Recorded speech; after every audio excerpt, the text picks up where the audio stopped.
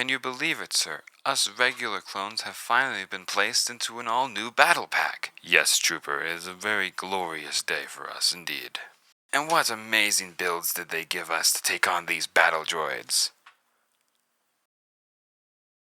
Well...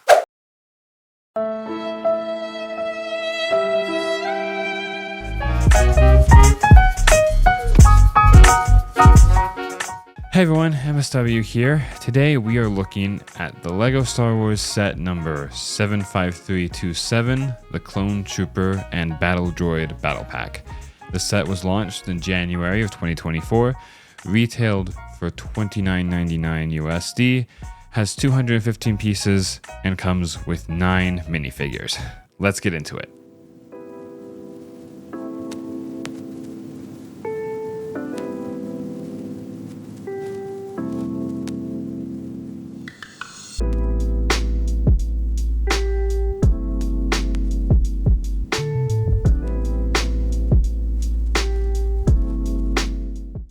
So as always, starting off with building the set.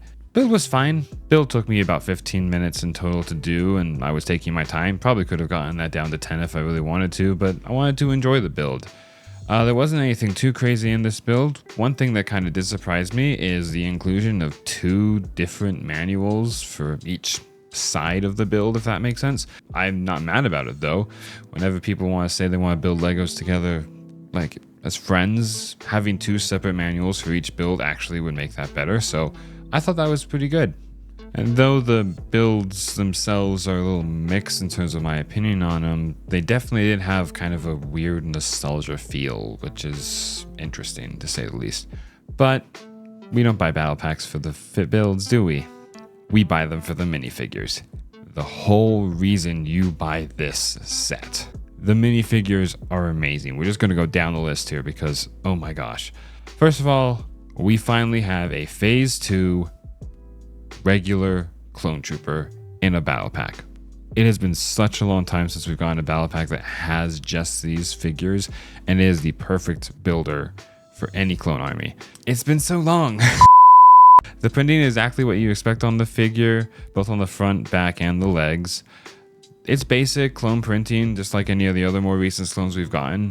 But again, there's no Legion attached to it. It's just a regular Clone Trooper, which is what we've been missing. The only way to get these previously was to try to find the one small poly bag that now costs so much money for just one minifigure. It's unimaginable. Everything else about the clone is pretty standard too. Each one comes with a standard clone head that they now come with, every single one. Really appreciate that. The helmets do have the helmet holes in the side. If that is a downer for you, I am sorry. LEGO seems to continue to do this. I've never minded them though. I'm just genuinely so happy we have regular Clone Troopers again. It's at such a good price too. It's so nice. I'm so happy. Now that's not to say that the other trooper in this build is to be looked over. Shock Trooper is also a nice inclusion in the build. It kind of gives a commanding unit to the squad that you get if you're buying 1 or 2 of these, and especially as a kid, I'm really happy to have a commander for my Clone Troopers. He's not as rare as the Plane Trooper was before this battle pack. He did technically come in the New Republic gunship. However, that being a $140 set, it's nice to see that we have an opportunity now to get this minifigure at a $30 price. I really like the accents on this trooper. The red really pops for me. I know some people have complained, especially about the gunship troopers, that the red kind of bleeds into the other parts. I'm not seeing that here personally, but I am colorblind and your mileage may vary on that. He of course also comes with a standard clone head. No surprises there. And the set lets you include some binoculars to give him more of a feel of that is the commanding officer of the battle pack. But the clones are not the only exciting part about the minifigure selection of this build. We also have the droid side, which gets pretty interesting. First, we'll get it out of the way. You get 2 battle droids. Battle droids, it's usually a dime a dozen. You're not sad that you got a battle droid in a set, but you're not excited. What is interesting though is because the set includes a stab speeder, finally, they had to bring back the droid with the 2 side arms. And instead of just making one have 2 side arms and one just be able to have one with a blaster, instead they decided to conclude the other droid with 2 face forwarding arms. At first, I thought this was confusing until I realized that this is actually a really nice way for LEGO to be a bit more versatile in how you want your droids to be. If you get a bunch of these sets and you don't need that many stab speeders, then you're going to be stuck with a bunch of droids that have two-sided arms. But now you can just swap them back and get two regular ones. The pilot also includes a nice back connector to hold its blaster, although I don't personally see this as necessary. For someone that is only getting one of these sets as a toy for their kid, or even a kid buying it themselves, it's really nice to have that clip so you don't lose the blaster. Now to the exciting part of the droids. This set comes with 3 super battle droids. Oh my gosh, guys. It's been like almost a decade since we've got them. Not even kidding. Like 2015 was the last set I think that launched with the super battle droid. If there wasn't already a good reason to get this set, there you have it. It's genuinely great to see these minifigures again. I'm so happy that LEGO finally re-released them. They are a bit updated from the previous models. There's a little bit of a difference in color and a little tiny difference in the molding, but overall they still have the familiar molded blasters on the arms, and it still stands solid few millimeters above your average minifigure. Let's just hope that the version that LEGO has released this time holds up compared to the older, more delicate designs. Overall, when it comes to these minifigures, this is the best set that has been launched in a long time, and I genuinely could recommend this set with the minifigures regardless of the builds. But it does come with the builds nonetheless. And that one's a bit of a more mixed. Getting it right out of the way, we're going to first tackle the Republic side of the builds. The speeder and the defense posts. Speeder, it's fine. It has 2 seats for minifigures. It's got a place to put the guns on the back to be little blasters. And it does have 2 stud shooters on the side. The defensive post, it's a stud shooter. And it's, got some clips on the side to hold the blasters. You can even remove the shield. And yes, you can do that. LEGO actually promotes that on their site. I've seen some things where people say you shouldn't do that. You can do that. Don't worry. Why I think that this is a mixed feeling for me, though, is because overall it wasn't anything new. It's obvious that they were simply taking the designs from the original first battle pack that they ever launched and tried to modernize it or make them the same with modern parts. And although I don't hate that, I feel like parts of it didn't work out. I honestly like the defensive post. I think that was a pretty decent update from before. The stud shooter makes perfect sense as a play function, and although some people think it's a bit bulky, I actually really like that the shields come off and troopers can actually use them. Like, I'm fine with that. It's the speeder that gives me the most mixed feelings. Like, it's okay, it's fine, but if they were trying to copy the original one, I feel like the speeder doesn't have enough, if that makes sense. It doesn't have the same... I don't want to say girth, that's the wrong word. That should not be the word I use.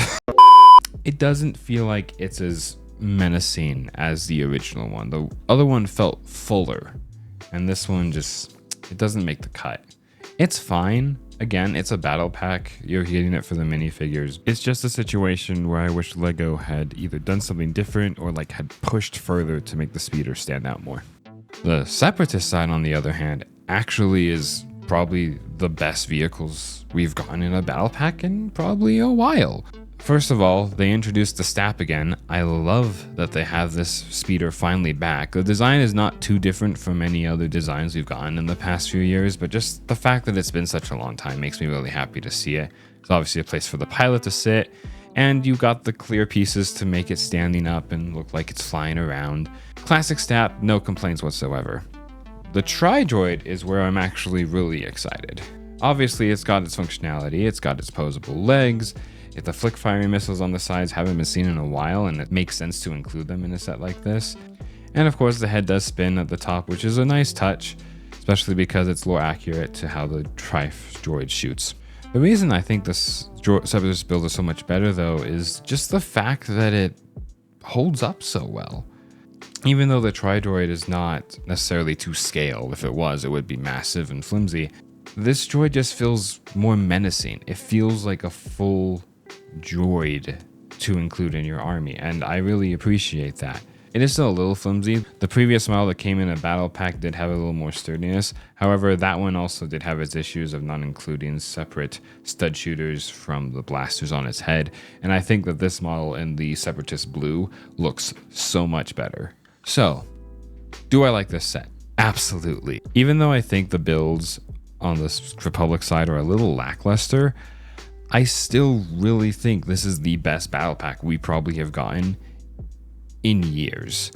I love that they did pull some things from the original 2 battle packs that they got before and just kind of combines them into one set. It makes it worth the $30 purchase rather than like the 501st battle pack that only had 4 clones and 2 battle droids. This battle pack makes a lot more sense for the price. You get 9 full minifigures, 3 of them being clone troopers that we have been waiting to receive at a decent price for probably years at this point. The Shock Trooper is a nice addition, and the Super Battle Droid return. I mean, what's not to like about any of these? Yes, there are small details that you might not enjoy depending on your preferences of helmet holes or the builds, but if you're building a clone army and a droid army, this is a perfect set to do both at the same time. I generally would recommend this set to almost anyone, from the people who are just looking for a smaller Lego set to give as a gift to collectors like me who need to build up their armies. This set is going to be probably one of the best, and I would highly recommend you get it. And that's about it. Thank you all for watching. Make sure you like the video, comment down below what sets you want me to see review or your opinions about the set I reviewed in this episode. I genuinely love hearing all of your guys' thoughts.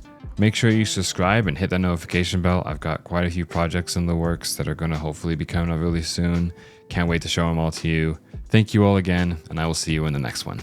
Take care.